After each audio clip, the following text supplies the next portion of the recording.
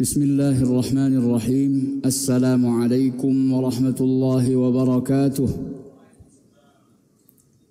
Alhamdulillahi rabbil alamin. Wa sallallahu wa sallama wa baraka ala nabiyyina Muhammadin wa ala alihi wa sahbihi ajma'in. Amma ba'd. Qala Allah subhanahu, innama yakhsha Allah min ibadihi al-ulama.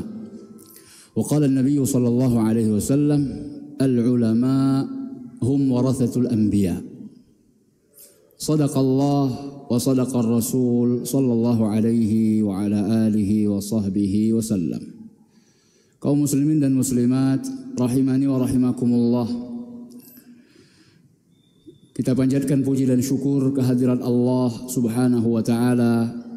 Malam ini kita bisa melanjutkan kembali sebuah majelis yang membicarakan tentang sirah ulama. Kita berkumpul setelah melakukan sebuah syiar yang terbesar di dalam agama kita, yaitu salat, untuk menunggu waktu salat berikutnya. Kita membahas insyaallah sebuah biografi dari tokoh ulama tabi'in. Ulama tabi'in, yaitu sebuah generasi yang hidup setelah generasi yang pertama, yaitu sahabat Nabi. Jadi tabi'in ini adalah orang-orang yang berguru kepada sahabat-sahabat Nabi. Tidak sempat bertemu langsung menimba ilmu kepada Nabi Muhammad sallallahu alaihi wasallam. Jadi antara mereka dengan Nabi satu generasi. Namun itu sudah cukup menunjukkan kemuliaan dan kehormatan seseorang, karena prinsipnya semakin dekat seseorang namanya dengan nama Nabi Muhammad sallallahu alaihi wasallam, maka semakin tinggi kedudukannya. Sebagaimana kata para imam hadis, di antaranya Al-Bukhari rahimahullah, beliau mengatakan sanad yang paling mulia itu adalah Malik an Nafi' an Ibni Umar an Nabi sallallahu alaihi wasallam.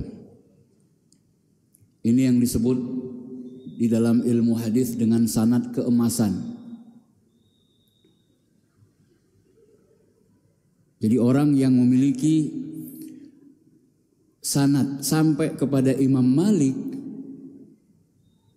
ini luar biasa.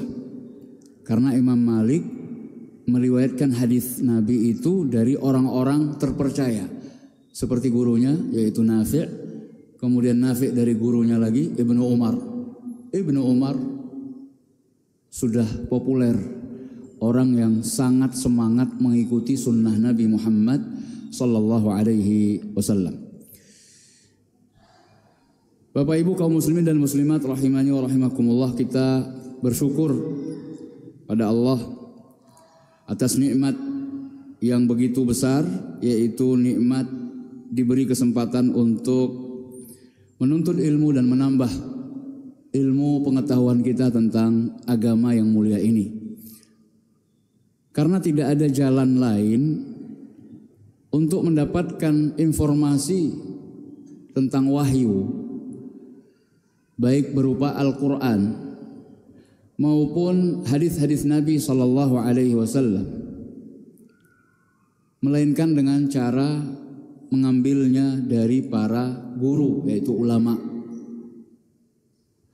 Allah subhanahu wa ta'ala berfirman, innama yakhshallaha min ibadihi ulama. Sesungguhnya orang-orang yang benar-benar takut dari hamba-hambaku, dari hamba-hambanya Allah adalah ahli ilmu, para ulama. Sehingga kesimpulannya adalah ilmu itu sesuatu yang menambah rasa takut kita kepada Allah Subhanahu wa taala. Malam ini akan kita teruskan pembicaraan tentang biografi, sebuah profil dari ulama kenamaan, ulama terkenal yang bernama Abu Bakar ibn Abdurrahman ibn al-Harith ibn Hisham al-Makhzumi. Namanya cukup panjang, Abu Bakar bin Abdurrahman bin Al-Harith bin Hisham. Untuk membedakan dengan Abu Bakar yang sudah lebih awal terkenal, orang kalau disebutkan nama Abu Bakar maka yang paling pertama itu siapa? Sahabat Nabi, Abu Bakar As-Siddiq. Nah ini di dalam pembicaraan kita malam ini untuk membedakan kita sebut dengan supaya lebih singkat Abu Bakar Al-Makhzumi. Dari namanya Abu Bakar Al-Makhzumi berarti dia Quraisy. Karena salah satu kabilah atau famili keluarga besar ailah yang berasal dari Quraisy, Bani Makhzum. Bani Makhzum, anak-anak keturunan dari Makhzum, yang mana ini adalah salah satu keluarga besarnya Abu Jahal. Jadi Abu Bakar yang sedang kita bahas ini kakeknya itu saudara dengan Abu Jahal. Kakeknya siapa? Al-Harith ibn Hisham. Ini sahabat Nabi. Tapi secara nasab kekerabatan dia saudaranya Abu Jahal. Kita semua tahu Abu Jahal musuh Nabi. Jadi satu pohon nasab saudara, tetapi yang satu jadi sahabat Nabi, yang lainnya jadi musuh Nabi. Mustahil? Mungkin? Sangat mungkin. Berarti standar kebenaran itu sangat jelas sekali, bukan dari nasab.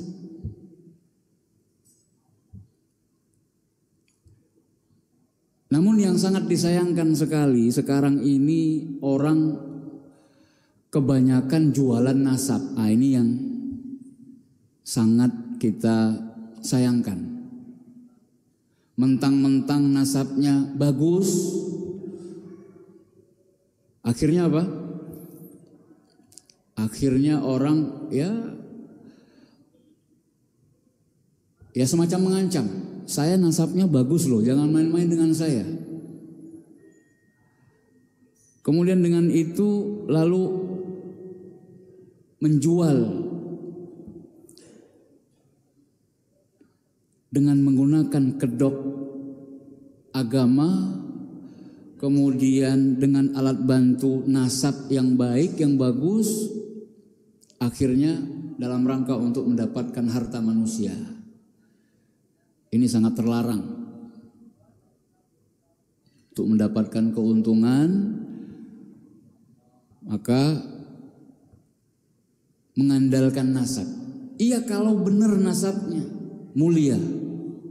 Nah kalau sekedar pengakuan, nah ini semakin parah.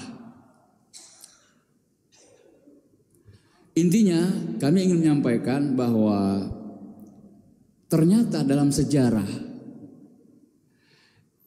nasabnya sama, bersaudara. Jadi Al-Harith bin Hisham ini saudara dari Amr bin Hisham. Amr bin Hisham nama asli dari Abu Jahal. Tapi Abu Jahal musuh Nabi, sedangkan Al-Harith bin Hisham sahabat Nabi. Walaupun akhir-akhir masuk Islam, yaitu setelah Fathu Makkah. Tapi Islamnya baik, Islamnya bagus. Ya. Abu Bakar Al-Makhzumi, ulama yang kita sedang bahas profilnya malam ini, adalah seorang tabi'in dan disebut-sebut sebagai salah satu dari 7 ahli fikih kota Madinah. Bahasa Arabnya ahadu al-fuqaha is-sab'ah. Ahadu al-fuqaha is-sab'ah. Salah satu dari 7 ahli fikih di kota Madinah. Alhamdulillah kajian kita tentang 7 ulama ahli fikih kota Madinah ini yang terakhir. Ini yang terakhir. Kita sudah membahas 6 tambah 2, 8. Berarti ini yang ke-9. Loh, kok bisa Ustaz? Tadi katanya 7. Kok jadi 9? Iya. Bapak Ibu yang dimuliakan Allah Subhanahu wa taala, dari 7 ahli fikih Madinah, 6 orang diantaranya disepakati tentang namanya siapa saja. Yang ke-7 ini yang diperselisihkan oleh ulama. Siapakah ulama yang ke-7? Buktinya Bapak Ibu bisa melihat di dalam Alfiyah Al-Iraqi, satu kitab khusus manzumah yang membahas tentang ilmu hadis. Beliau mengatakan dalam kitab Alfiyahnya, wa fil kibaril fuqaha is-sab'ah kharijatul qasim thumma urwah.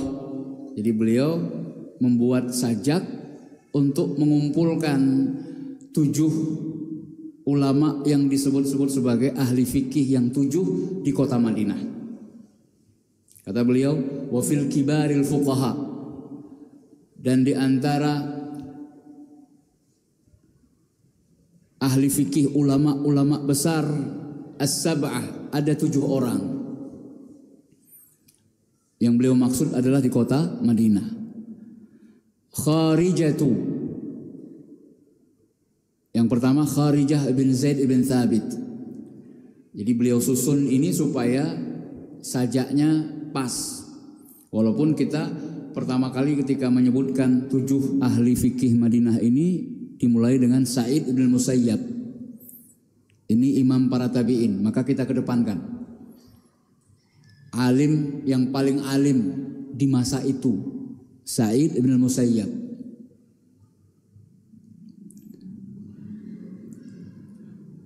Kharijah, maka yang dimaksud adalah Kharijah bin Zaid bin Thabit, anaknya Zaid bin Thabit. Al-Qasimu, yang kedua Al-Qasim bin Muhammad bin Abi Bakar. Ini juga sudah kita bahas, cucunya Abu Bakar, jadi ulama besar. Thumma Urwah, kemudian Urwah bin Zubair bin Al-Awwam, anaknya sahabat yang disebut-sebut sebagai pembela Rasulullah sallallahu alaihi wasallam, hawari Rasulullah sallallahu alaihi wasallam. Jadi ketika di perang Uhud, Rasulullah sudah terdesak karena kaum muslimin sebagian besarnya lari mendengar isu Rasulullah telah wafat. Yang bertahan hanya segelintir. Salah satu di antaranya adalah hawari Rasulullah sallallahu alaihi wasallam, Az-Zubair bin Al-Awwam. Kelihatan bekas-bekas luka karena dia pasang badan untuk menangkis serangan dari kaum musyrikin yang ingin membunuh Nabi sallallahu alaihi wasallam di perang Uhud. Luar biasa. Maka disebut hawari. Nah, anaknya Urwah bin Zubair jadi ulama besar. Thumma Sulaiman Ubaidullah Sa'idun was-sabi'u dzustibahi. Sudah berapa? Kharijah, Qasim, Urwah. Kemudian Sulaiman bin Yasar. Sulaiman bin Yasar yang keempat. Ini juga sudah kita bahas. Silahkan nanti Bapak Ibu lihat rekaman kajiannya. Ubaidullah yang kelima, Ubaidullah bin Abdullah bin Utbah bin Utbah bin Mas'ud. Cucu dari Utbah bin Mas'ud, saudaranya Abdullah bin Mas'ud. Jadi adik cucu sahabat Nabi, ya, yang terkenal Abdullah bin Mas'ud. Ini juga sudah kita bahas, Ubaidullah bin Abdullah bin Utbah bin Mas'ud. Kemudian yang keenam Sa'id. Nah, ini diakhirkan yang keenam Sa'id supaya tadi sajaknya pas. Sa'id bin Musayyab, dia adalah imam para tabi'in. Was-sabi'u dzustibahi. Sedangkan yang ketujuh dzustibahi, diperselisihkan oleh ulama. Dapat oleh para ulama yang ketujuh itu siapa yang dinobatkan sebagai ulama ahli fikih Madinah? Ada 3 orang. Abu Salamah bin Abdurrahman bin Auf. Ini yang pertama kali kita bahas ketika membahas yang ketujuh ini. Kenapa kita kedepankan? Karena jumhur ulama memilih Abu Salamah bin Abdurrahman bin Auf sebagai yang ketujuh. Berarti mayoritas ulama memilih beliau. Au Salimun, atau yang ketujuh itu adalah pilihan pendapat ulama yang lainnya, diantaranya adalah Ibnul Mubarak. Dan ini kita bahas pertemuan terakhir bulan Rajab kalau saya tidak salah. Salim bin Abdullah bin Umar, cucunya Umar bin Khattab, dipilih oleh Abdullah bin Mubarak sebagai ulama ahli fikih yang ketujuh. Aufa Abu Bakrin khilafun qaimu, atau yang terakhir Abu Bakar bin Abdurrahman bin Al-Harith bin Hisham yang malam ini akan kita angkat untuk dibahas perjalanan hidupnya. Khilafun qaim, maksudnya apa? Ini adalah khilaf yang dari dulu para ulama telah berselisih pendapat. Jadi ini kami sampaikan supaya Bapak Ibu tahu latar belakang kok ada kajian ini, kok membahas Abu Bakar bin Abdurrahman bin Al-Harith bin Hisham. Sekali lagi Bapak Ibu yang dimuliakan Allah Subhanahu wa taala, kajian seperti ini dalam rangka untuk mempopulerkan dan mensosialisasikan ulama-ulama kita. Banyak orang yang nggak paham siapa sih Abu Bakar Al-Makhzumi. Ternyata dia adalah ahli fikih Madinah yang sangat terkenal bagi yang mengenalnya, kan begitu. Nah, bagi yang belum kenal, ta'aruf, kan gitu. Tak kenal maka ta'aruf, berkenalan. Nah, kalau kajian seperti ini tidak diadakan,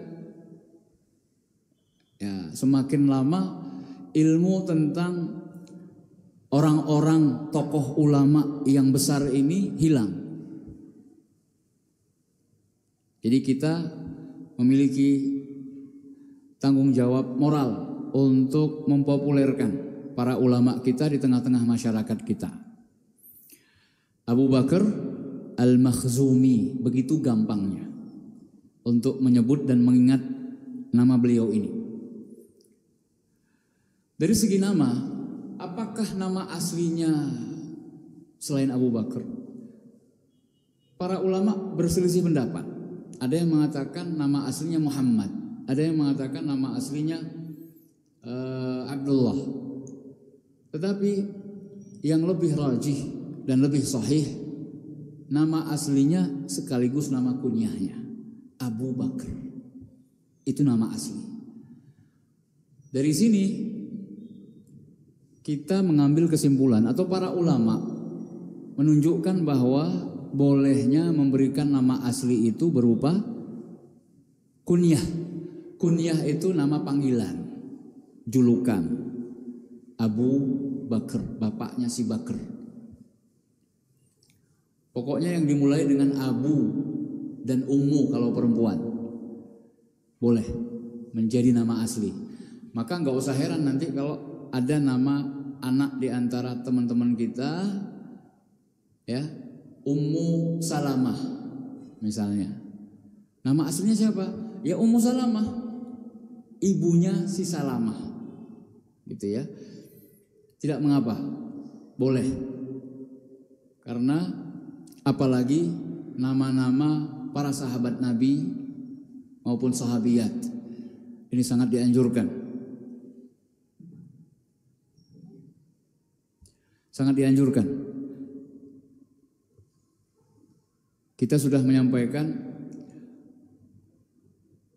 kisah nyata, ada seorang anak di Afrika diberi nama dengan nama seorang ulama sekarang yang masih hidup, Shalih Al-Fauzan. Shalih Al-Fauzan.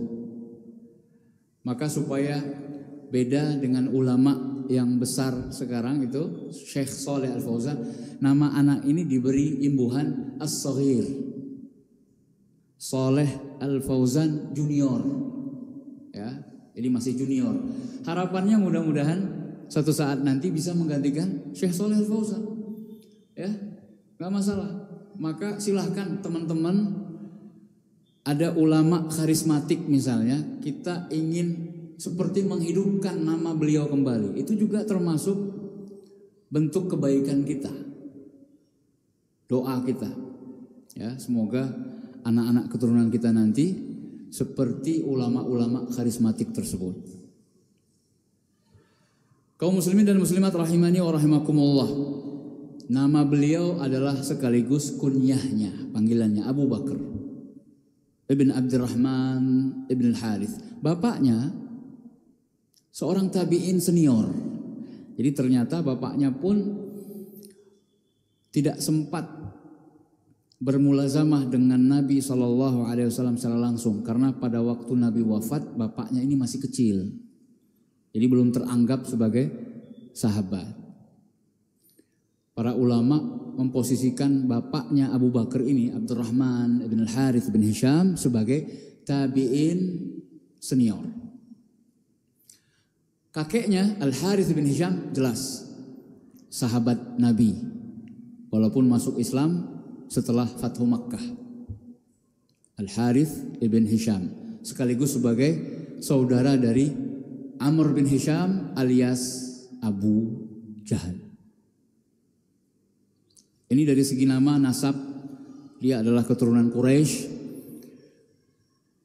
Gelar yang diberikan kepada beliau adalah Rahibu Quraisy. Rahibnya kabilah Quraisy. Likathrati salatihi wa shaumih. Karena banyaknya salat beliau dan puasanya.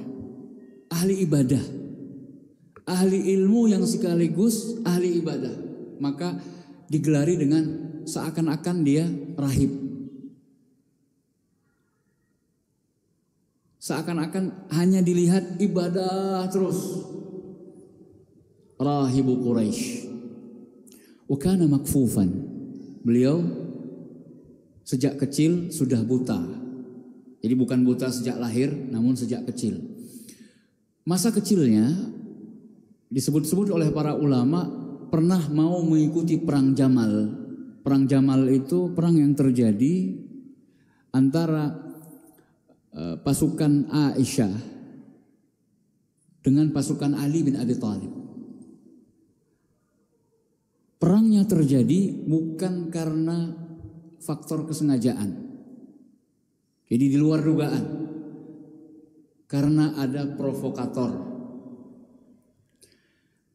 Rombongan Aisyah, jadi latar belakang sedikit perang Jamal. Rombongan Aisyah setelah menunaikan ibadah haji di Mekah, sebelum ke Madinah, pulang balik ke Madinah, mereka ingin mendamaikan antara Ali dan Muawiyah.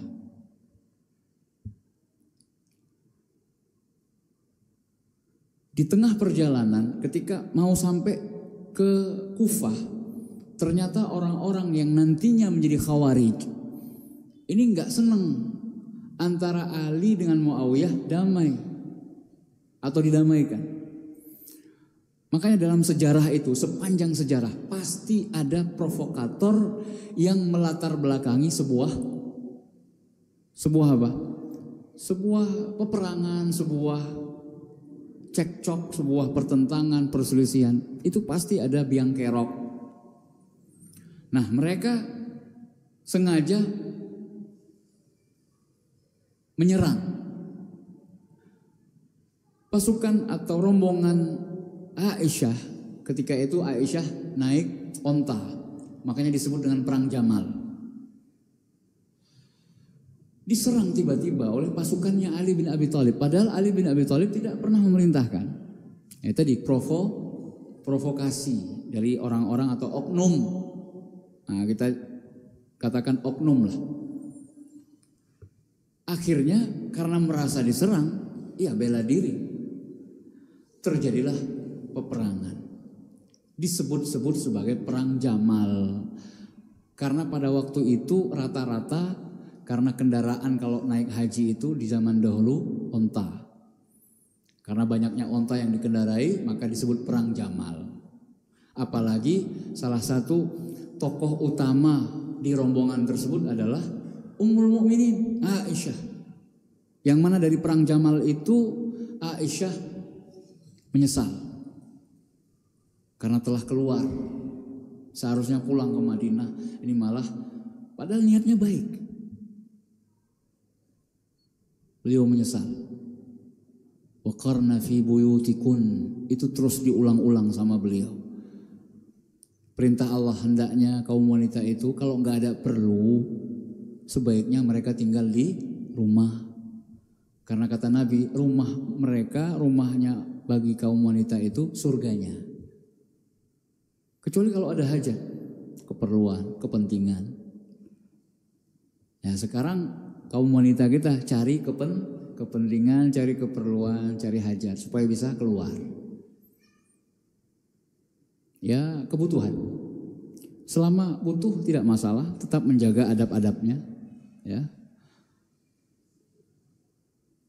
Tidak menjadi fitnah bagi kaum pria. Maka silahkan. Jadi ketika perang Jamal, tokoh kita ini, Abu Bakar Al-Makhzumi ini tidak diikut sertakan. Kenapa? Karena masih kecil. Ya, karena masih kecil bersama Urwah bin Zubair. Jadi tidak diikutkan.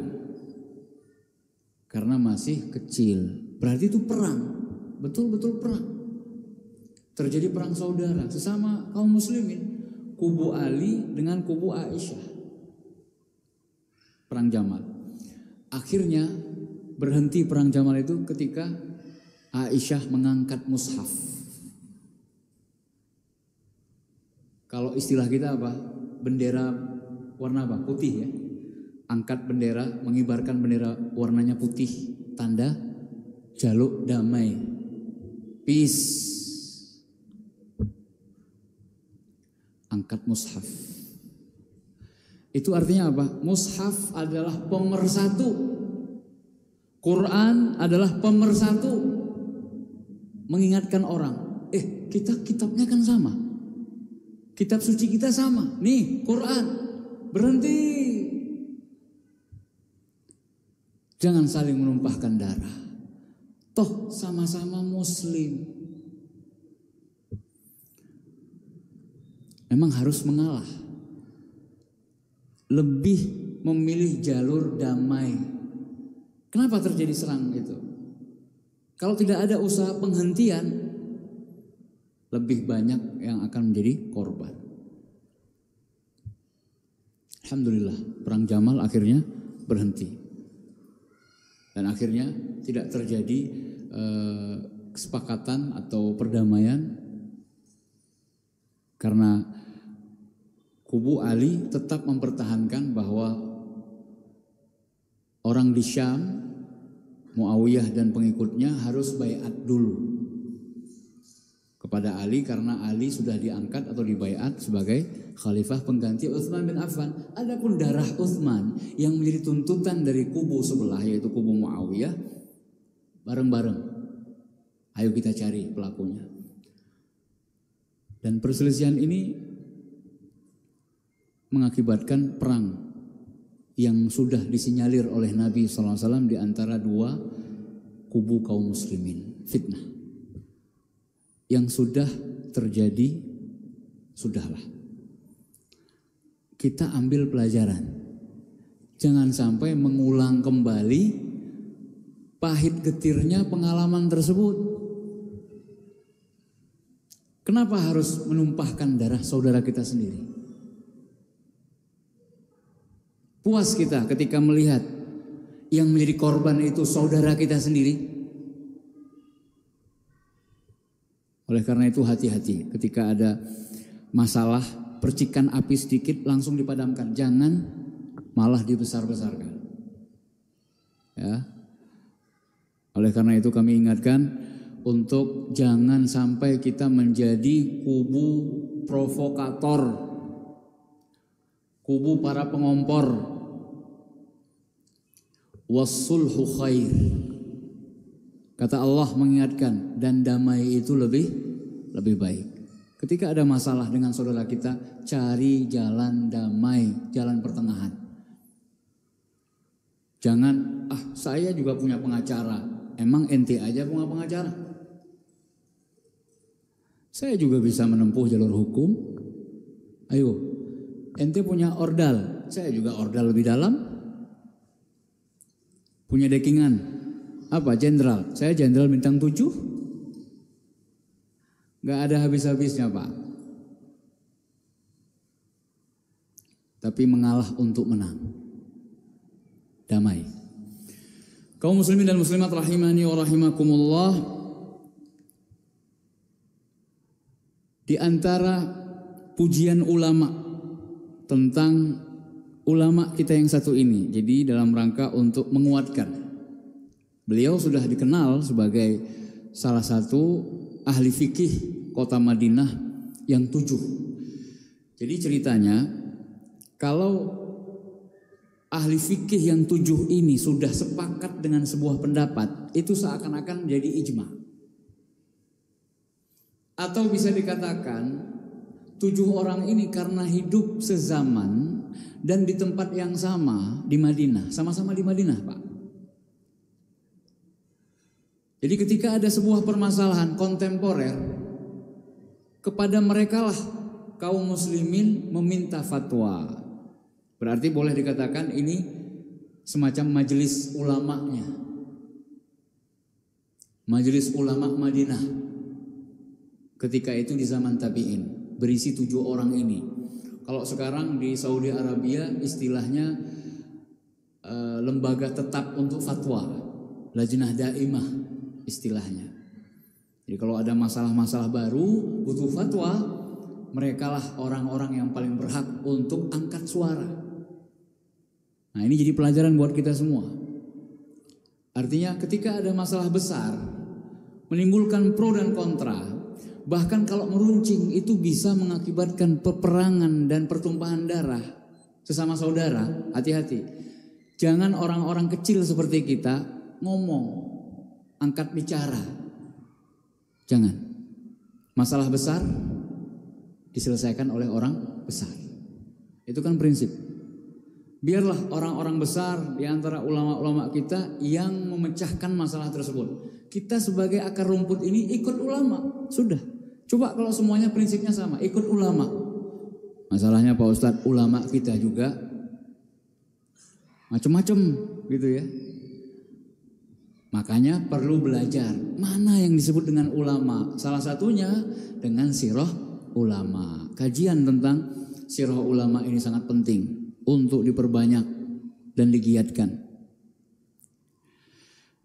Sambil menunggu waktu azan, kita sampaikan di antara perkataan atau hadis yang pernah diriwayatkan oleh ulama kita yang satu ini. Jadi pelajaran buat kita. An Abi Bakar bin Abdurrahman ibn al-Harith bin Hisham an Abi Mas'ud. Jadi beliau berguru kepada Abu Mas'ud al-Badri, sahabat Nabi. Anna Rasulullah sallallahu alaihi wasallam, bahwasanya Rasulullah sallallahu alaihi wasallam naha an thamanil kalb. Beliau Nabi kita melarang dari jual beli anjing. Barang yang haram itu haram diperjualbelikan, nggak boleh, nggak sah jadi barang yang diperdagangkan. akad jual belinya batil. Berarti hasil dari perdagangan barang yang haram apa? Halal atau haram? Haram. Hadisnya atau dalilnya ini, Rasulullah melarang saman al-kalb, harga dari jual beli anjing.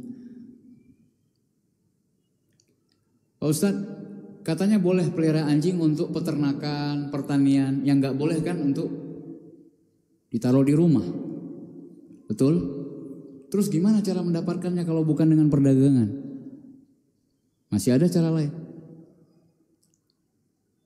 Hibah, dikasih, atau dapat nemu, kasih makan terus bawa ke pertanian kita atau peternakan kita untuk jaga, bukan dibawa ke rumah. Naha an zamanil kalb wa mahril baghi, dan melarang dari hasil upah dari perzinaan. Orang-orang yang bekerja di bidang atau mata pencahariannya di seksual seperti itu, maka hasil kerjaannya termasuk yang dilarang oleh Nabi atau haram hukumnya. Wa hulwanil kahin. Nah, ini yang tidak kalah penting. Upah perdukunan. Hadisnya sahih. Apalagi diriwayatkan oleh atau sanadnya bersambung pada tokoh ulama yang sedang kita bahas malam ini. Termasuk yang dilarang oleh Nabi. Upah perdukunan. Ya. Tidak banyak yang kami ketahui tentang biografi atau kehidupan dari ulama kita yang satu ini, Abu Bakar Al-Makhzumi. Hanya sekilas dan sepintas seperti apa yang sudah kita sampaikan tadi. Di antara rujukan atau referensi kajian ini adalah seperti sebelumnya, kita banyak mengambil dari Syiar A'lamin Nubala, buah karya Al-Imam Al-Hafidh Al-Zahabi. Kemudian dari Tahdzibul Kamal, gurunya Al-Hafidh Al-Mizzi. Tidak banyak yang kita dapatkan, melainkan beliau dikenal sebagai seorang ahli ilmu dan sekaligus ahli ibadah. Pelajarannya adalah al-ilmu liyu'mala bih. Ilmu itu dicari dalam rangka untuk diamalkan. Jangan sampai kita menjadi orang yang banyak mencari tambahan ilmu tapi tidak ada satupun ilmunya yang diamalkan. Atau sebaliknya, kita semangat beramal tetapi malas mencari ilmu. Mengamalkan sesuatu tanpa ilmu ini juga tidak benar. Berarti harus sejalan, ilmu dan amal. Dua hal inilah yang menyebabkan kita bisa masuk surga insya Allah. Ilmu dan amal soleh. Kalau cuma mengilmui tapi tidak kita amalkan, ini bahayanya lebih besar. Karena nanti di antara pertanyaan yang akan ditujukan kepada kita sebagai hamba adalah di antara 4 pertanyaan besar di hari kiamat. An ilmihi madza amila bih, tentang ilmunya sudah dia amalkan untuk apa? Apakah sudah dia amalkan atau belum? Ini akan ditanya, Pak. Makanya kalau kita bersedih ketika luput tidak bisa menghadiri sebuah perhelatan akbar.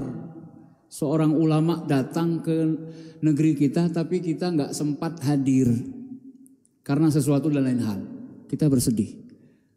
Kita merasa, waduh, ada tambahan ilmu yang tidak saya dapatkan. Sedih. Maka seharusnya kita lebih bersedih lagi atas ilmu yang sudah kita dapatkan namun belum kita amalkan. Nah ini, mindsetnya harus seperti itu. Boleh bersedih, kesempatan kadang-kadang kan hanya datang sekali. Apalagi ada ulama Pak, di antara ulama yang saya hanya sekali bertemu dengan beliau. Setelah itu sudah tidak bertemu lagi. Kenapa? Karena beliau meninggal. Sudah meninggal dunia. Ya. Muridnya Syekh Al-Albani rahimahullah. Syekh Ali Hasan Al-Halabi rahimahullah. Hanya sekali berjumpa dengan beliau pada saat kajian intensif bersama beliau di Malang. Kemudian setelah itu beliau meninggal dunia karena COVID. Ya. Hanya sekali. Padahal ingin bertemu kembali dan ingin duduk bersimpuh di depan beliau, menambah ilmu-ilmu, apalagi dari Syekh Muhammad Nasiruddin Al-Albani rahimahullah sebagai ahli hadis abad ini. Tapi itulah takdir Allah, cuma sekali bertemu.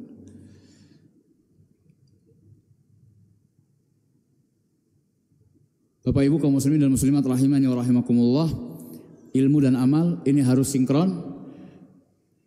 Ini adalah pelajaran terpenting dari tokoh ulama yang kita bahas malam ini, Abu Bakar ibn Abdurrahman ibn Al-Harith ibn Hisham Al-Makhzumi. Kemudian yang kedua, pelajaran atau kesimpulan bahwa nasab itu bukanlah segala-galanya. Karena dari nasab ulama yang satu ini kita menjadi tahu tadi kakeknya itu adalah saudara dari Abu Jahal. Kakeknya sahabat Nabi, Abu Jahal musuh Nabi. Padahal sama-sama Al-Makhzum, Makhzumi, Bani Makhzum. Kemudian yang berikutnya kita buka sesi tanya jawab. Kalau ada pertanyaan dari jamaah kami persilahkan atau masukan. Ya silakan Pak. Masya Allah. Ada pertanyaan ke sana dari istri ya Ustaz? Ya.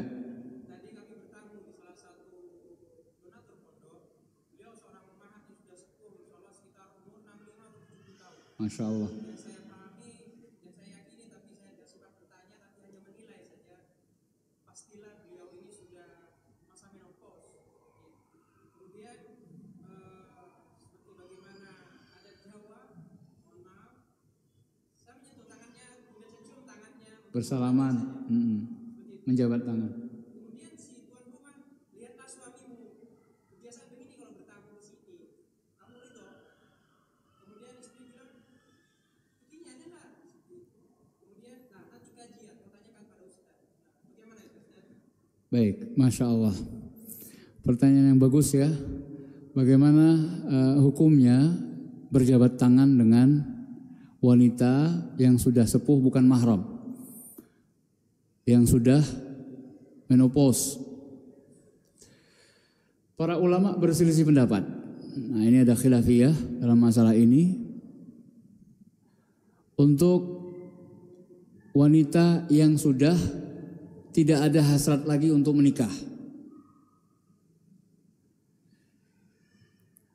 Kalau wanita yang masih muda, jelas ya, jelas fitnahnya. Tetapi kalau sudah tua, ini yang diperselisihkan oleh ulama. Nah, kalau saya ingin menyampaikan prinsip, ketika ada perselisihan ulama, kita sebagai muslim dituntut untuk mencari yang paling mendekati kepada dalil. Bukan dikembalikan kepada perasaan dan keinginan kita.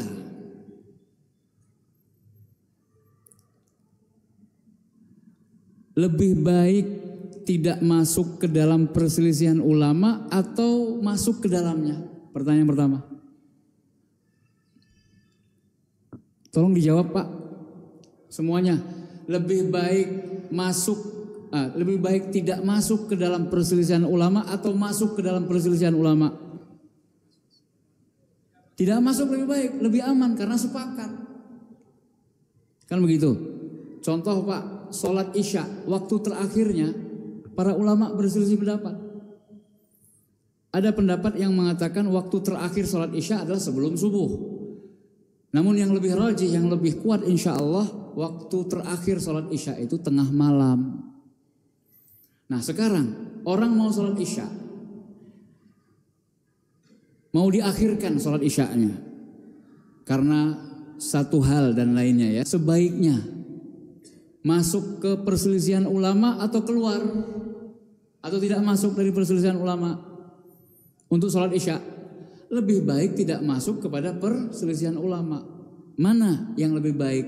Sholat isya akhir waktunya yang kita pilih adalah tengah malam atau sampai subuh? Yang lebih baik adalah lebih aman, lebih hati-hati. Waktu terakhir sholat isya itu tengah malam Pak. Gak masuk ke perselisihan ulama. Semua ulama mengatakan sah sholatnya. Tapi kalau ada yang mengakhirkan sampai mendekati sholat subuh baru sholat isya, ada sebagian ulama yang mengatakan itu gak sah sholatnya. Ini, maka kita kembalikan tadi. Bapak Ibu bisa menjawab sendiri.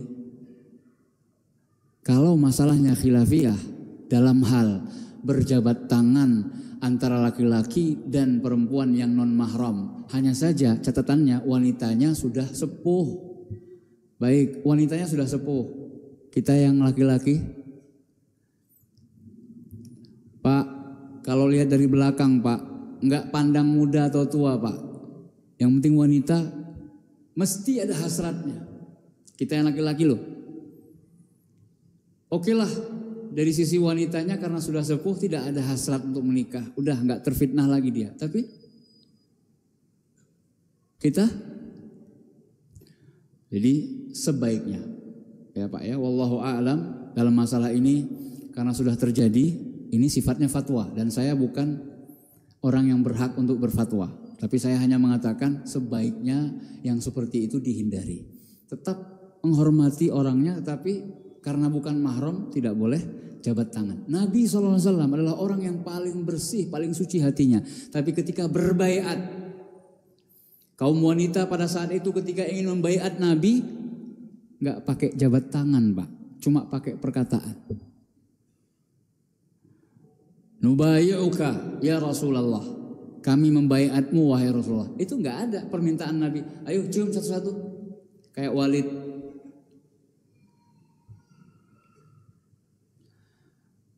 Hubungan kalian denganku sudah seperti anak-anak. Nggak ada ceritanya Nabi bilang seperti itu. Ya.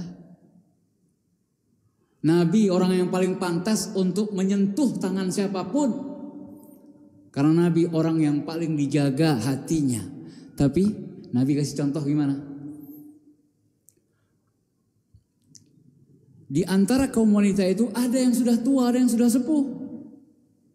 Tapi dalam riwayat atau hadisnya bahwasanya para sahabat tidak pernah melihat Nabi menjabat tangan seorang wanita pun yang bukan mahram untuk sekedar berbaiat. Baiat itu lebih penting Pak. Ya kan? Dalam syariat kita baiat kepada Nabi, pada pemimpin. Namun Nabi tetap menjaga dirinya. Kalau Nabi saja seperti itu, apalagi kita lebih pantas untuk menjaga diri. Tidak menjabat tangan atau cium tangan orang yang lebih tua dari kita bukan berarti kita tidak menghormati orang tersebut. Kalau lawan jenis ya. Kalau sesama jenis, adabnya. Mencium tangan nggak masalah. Ya. Cium kening sebagai bentuk penghormatan. Walaupun agak sedikit membungkuk. Ya. Walaupun agak sedikit membungkuk. Makanya diusahakan ketika cium tangan pun, tangannya yang dipegang untuk dicium supaya kita tidak terlalu membungkuk begitu, supaya tidak masuk kepada hal yang dimakruhkan oleh para ulama. Demikian Pak, kurang lebih tanggapan yang bisa kami sampaikan. Terima kasih atas partisipasinya, Masya Allah, yang seperti ini kami harapkan. Mudah-mudahan kita bisa mengambil berkah dari ilmu dan amal dari tokoh-tokoh ulama yang kita bicarakan, yang kita bahas, yang kita angkat biografinya. Mudah-mudahan bisa kita terapkan dalam kehidupan nyata kita. Kemudian mudah-mudahan amal yang kita lakukan ini diterima oleh Allah Subhanahu wa taala sebagai pemberat timbangan kebaikan kita di yaumil hisab kelak. Amin ya rabbal alamin. Kita tutup pengajian kita dengan membaca doa kafaratul majlis. Subhanakallahumma wa bihamdik asyhadu an la ilaha illa ant astaghfiruka wa atubu ilaik. Perbanyak salawat dan salam untuk Nabi Muhammad sallallahu alaihi wasallam. Wa akhiru da'wana alhamdulillahi rabbil alamin. Wassalamu alaikum warahmatullahi wabarakatuh.